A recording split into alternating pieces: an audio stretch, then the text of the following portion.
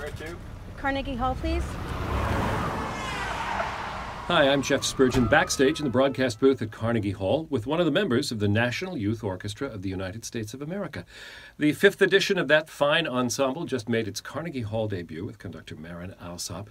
And beside me is 17-year-old clarinetist Jonathan Lopez, who just graduated from high school this spring in El Paso, Texas, and has a musical future ahead of him immediately in the orchestra's tour to South America. But first of all, how was playing in Carnegie Hall tonight?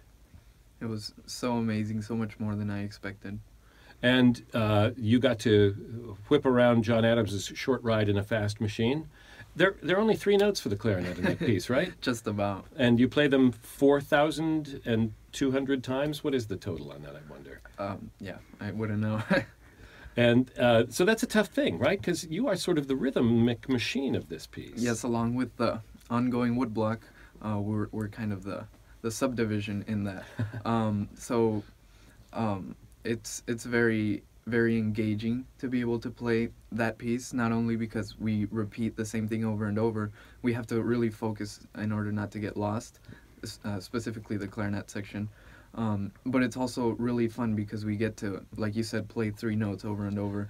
We get to really look at the conductor throughout the whole piece, really.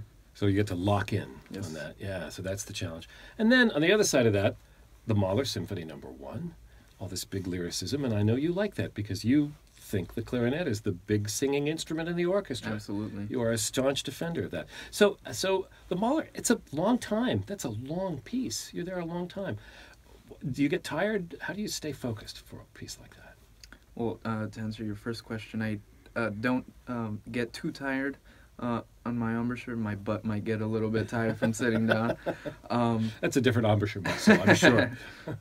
But to stay focused, I just think about the context behind the piece. Mahler's big loss of all of his siblings. Well, not all of them. 8 of his siblings. It has so much emotion that, and it changes mood so quickly. There's just so much to be able to grasp. So, as you see, we have a really wonderful ambassador for the United States and for the clarinet and for classical music, and with 114 other members of the National Youth Orchestra. Jonathan Lopez is going on tour to South America and Mexico. And this fall, you're going to take up clarinet studies in an entirely different climate from El Paso. You're going to college where this fall? At the University of British Columbia in Vancouver. Oh, well, buy a jacket, and you'll be all set. Jonathan, thanks for joining me backstage, and what a wonderful performance you gave tonight. Thank you.